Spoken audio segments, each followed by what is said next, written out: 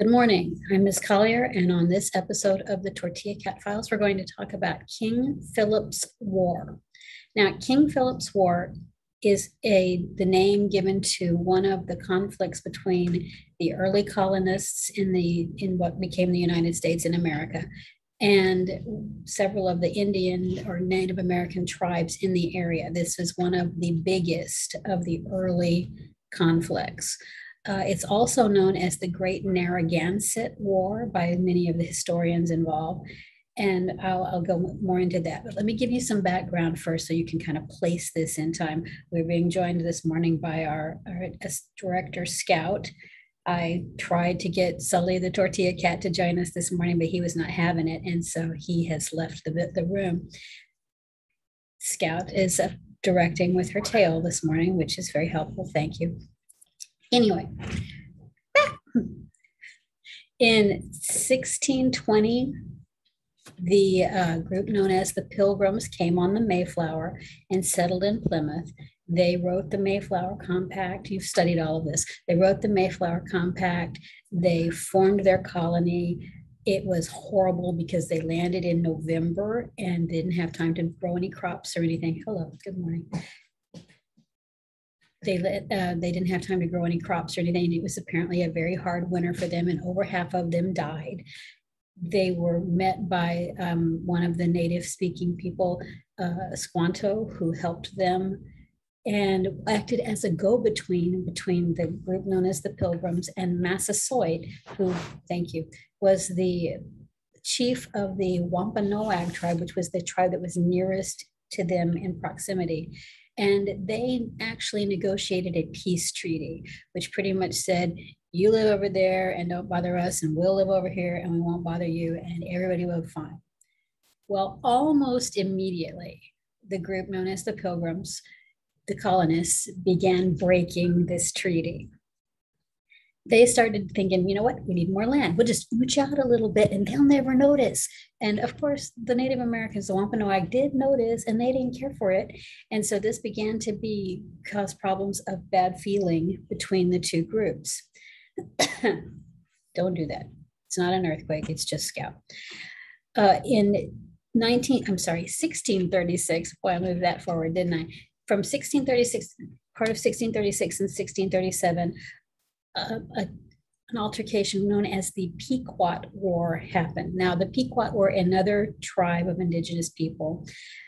This involved the colonies of Plymouth, Massachusetts Bay, Connecticut, and New Haven. And the Pequot attacked all of these colonies. Thank you. And there were very bloody encounters, and it was the same deal. The colonists were moving out and taking more and more of the land and using it for farming and pushing the Native Americans further and further back. They didn't care for this. Imagine. They didn't think that just because you moved there, you should get to take over their land. This was theirs. They had been there for 10,000 years in this area, some of them. And, you know, this was their land and they weren't ready to give it up. And so the colonists managed to group together and fight this group of Native Americans, the Pequot. And basically the Pequot were pretty much wiped out after the end of this war. So the groups in Plymouth, Massachusetts Bay, Connecticut, and New Haven all decided that they needed to form a military alliance and they would support each other if they were ever attacked by any other Native American group, because they kind of figured this was going to keep happening because they were not going to change their behavior. So they figured this was going to keep happening. Now, Massasoit died in 1661. I don't have an exact date on that, but it was sometime in 1661. His oldest son, Wamsuta, or Wamsuta, if you speak Wampanoag, I'm sorry about how I'm butchering that, who was also known as Alexander. It shows that the Wampanoag either took English names or the English just gave them to them. I'm not absolutely sure. It says that they took the English name, but I don't know if they took them on purpose or if people just said, hey, I'm going to start calling you Alexander. And they were like, well, okay, whatever. I don't know. I haven't been able to find that anywhere yet. But Wamsuta was also known as Alexander. He took control of the tribe. But in 1662, so not very long later, The English colonists decided that Alexander was plotting against them and was planning a war. And so they had him arrested and then they had him questioned. And in this instance in particular, I think that for questioning, we can read torture because he died while he was being questioned. And so the second son, Metacom, who was known as Philip, came into power. In January of 16, and apparently he was okay up until about 1675, because in January of 1605, there was a Harvard-educated, English-speaking Native American. I didn't find which tribe he came from, but his name was John Sassaman. He was working as an interpreter or advisor to Philip, but Philip began to suspect he was a spy for the colonists. And in some accounts, they say that he warned that Sassaman warned the Plymouth colony that Philip was planning to attack them. Whether this happened or not, Sassaman was murdered and his body was found left in an icy pond. And the colonists kind of flipped out. They accused Philip of the murder. They accused him personally of murdering this guy and of plotting war against the colonists. And so they arrested 3 Wampanoag men, had them tried and executed by hanging them. Philip was not happy about this. And so he began something called the Swansea Raves. Swansea was apparently a colony in Massachusetts, and between June the 20th and the 23rd of 1675, many of the Native Americans of the Wampanoag tribe attacked the colony of Swansea. Many colonists were killed and a lot of their property was destroyed. English officials sent troops to destroy Philip's home village, which was located in Mount Hope, Rhode Island, in retaliation. And so because of that action, because the English attacked the actual village where Philip was, the Algonquin tribe joined with the Wampanoags. And now you've got 2 pretty good sized tribes joined together. On September the 9th of 1675, the English colonists declared war on the Wampanoag, and who they're now referring to as King Philip, because he's the leader of this other group. Thanks for that. Apparently Scout is now content with the direction of the video and she has moved up to her director's chair to supervise.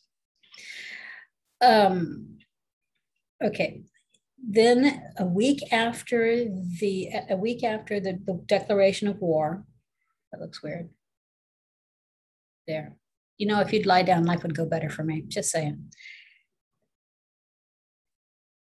A week later, 700 Nipmuc tribesmen ambushed a group of militiamen who were escorting a wagon train of colonists, and nearly all of the colonists were killed.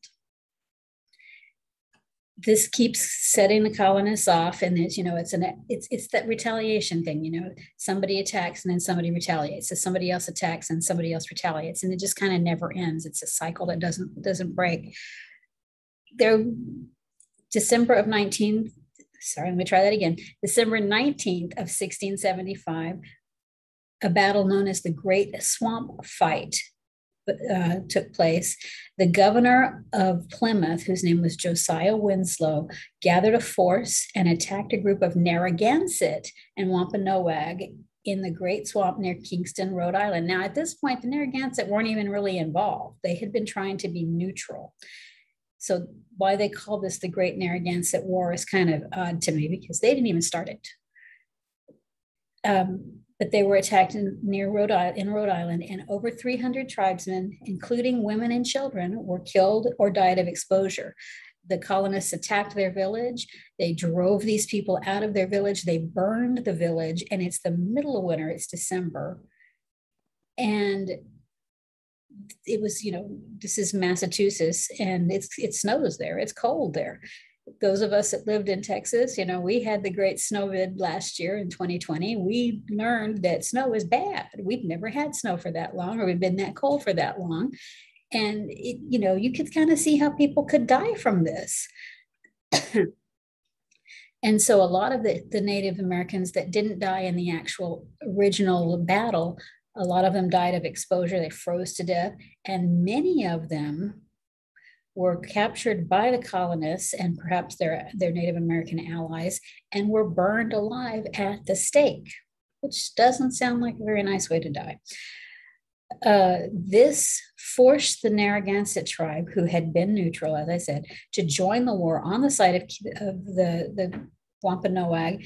And the name of the Narragansett chief was Canconchet. I have no idea if I'm pronouncing that right. I bet I'm not, but oh well. So Philip and his tribe were moving up towards New York in what looks like it was an effort to ally with the Mohawk tribe. When they got there, the Mohawk were having none of it. They attacked and pursued the Wampanoag and drove them back down towards where they came from.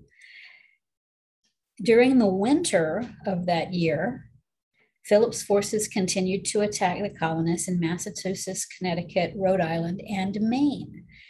The Narragansett attacked and killed almost everyone in the colony of Providence, Rhode Island, which led to a battle known as the 9 Men's Misery. The Narragansett attacked 60 colonists and 20 Wampanoag who had converted to Christianity and were living with the colonists, and massacred or killed all but 9 men. And those 9 men were tortured to death in what was described as gruesome ways. So I don't even want to know what that means, but it sounds pretty painful and, bad. In the spring, April of 1676, Canconchet was captured, shot, beheaded, and quartered, which means his body was cut into 4 parts, leaving Narragansett leaderless. That followed with the Battle of Turner Falls in May of 1676, where 200 Narragansett were attacked and killed by colonists in Connecticut. Many Native Americans were killed or sold into slavery during that spring. August the 20th of 1676, King Philip was killed. He was shot by a man named John Alderman at Mount Hope, Rhode Island. He was then hanged and quartered. I don't know if he was shot and he was still alive and they hanged him, or if they hanged him after he was dead, because sometimes they did weird stuff like that. I don't know. And when they quarter them, they mean that they cut them in 4 pieces, kind of down and across about their waist, and then down from about here straight down, so that you're cut into 4 pieces and there's an arm or a leg on each piece. It's just weird. His head was then put on a stake and displayed outside the Plymouth colony for 20 years. They kept this poor man's head stuck on a stake out there. And that pretty much ended the Great Narragansett War, King Philip's War. There were some further clashes between the Pilgrims and the Native Americans until the Treaty of Casco was signed in 1678. Overall, nearly 5,000 people were killed during King Philip's War. This is a huge number of people. Per capita, which means counting each individual and then taking a percentage of that group. Per capita, this war was bloody. More people died for percentage-wise than the Revolutionary War, the French and Indian War, and the Civil War. That's pretty significant. 3/4 of the people killed were Native Americans. The Narragansett and Wampanoag and several of the smaller tribes were severely weakened and almost wiped out. And this was the last large uprising in New England. We know that there were other uprisings and other conflicts between Native Americans and colonists, but this is the last one that happens in that area that's known as New England, which was the Massachusetts, Connecticut, that area that was where some of the first colonies were, not down in Virginia, but up there, up at the top. Something I learned that was interesting in my research for this that I hadn't known was that group that stopped at Plymouth and that we call the Pilgrims, They weren't called Pilgrims originally. They were called the Old Comers until they discovered a manuscript that was written by William Bradford, who was one of the first governors of the Plymouth colony. And he was governor for a long time.